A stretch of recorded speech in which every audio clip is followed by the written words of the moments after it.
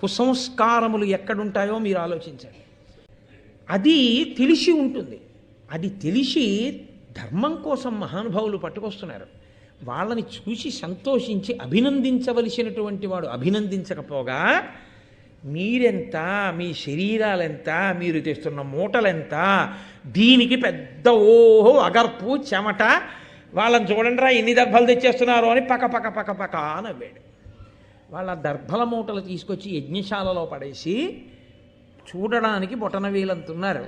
వాళ్ళు ఇంద్రుడి వంక చూసి అన్నారు, నేను ఇంద్రుణ్ణని కదా నీకు అహంకారం, మమ్మల్ని చూసి నవ్వావు. ఇంద్రుడి కన్నా గొప్పవాడు, యుద్ధమునందు గెలవబడలేనివాడు, ఆయన్ని గెలవడం ఎవరికీ సాధ్యం కాదు. ఇంద్రుడి కన్నా చాలా గొప్పవాడు, స్వతసిద్ధంగా అణిమాది అష్టసిద్ధులను సాధించుకున్నవాడు. అటువంటి మహానుభావుడు ఒకడు ఇప్పుడు ఈ పుత్రకామేష్టి వలన కశ్యప ప్రజాపతికి కొడుకుగా జన్మించుగాక.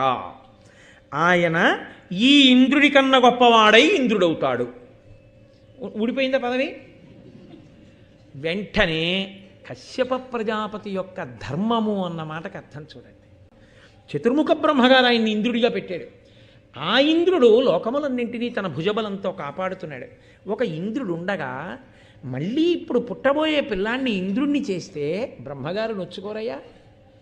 నేను ఒకడిని ఇంద్రుణ్ణి చేశాను, వాళ్ళు ఒకడిని ఇంద్రుణ్ణి చేశారు, ఇలా ఎవరి మానాన వాళ్ళు ఎవరిని పడితే వాళ్ళని ఇంద్రుణ్ణి చేసుకుంటూ పోతే లోకంలో ఇంతమంది ఇంద్రులు బయలుదేరితే ఏ ఇంద్రుడు ఏది చెయ్యాలన్న విషయంలో మళ్ళీ పరమేష్ఠికి ఎంత తలపోటు వద్దు. వాణ్ణి ఇంద్రుడిగా ఉండనివ్వండి, కానీ మీ వాక్కు వృధా కారాదు. కాబట్టి ఈ పుట్టబోయేటటువంటి పిల్లవాడు పక్షులకు ఇంద్రుడగుగాక, అంటే పక్షులకు అంత గొప్పవాడుగుగాక, పక్షులలో అంత గొప్పవాడుగుగాక. కాబట్టి శరీరం పక్షి శరీరమైన ఇంద్రుడు కూడా. ఈ కథ నీకు తెలియంది కాదుగా. ఎవరు చెప్తున్నారు? బృహస్పతి చెప్తున్నారు ఇంద్రుడితోటి. నీకు తెలియంది కాదుగా.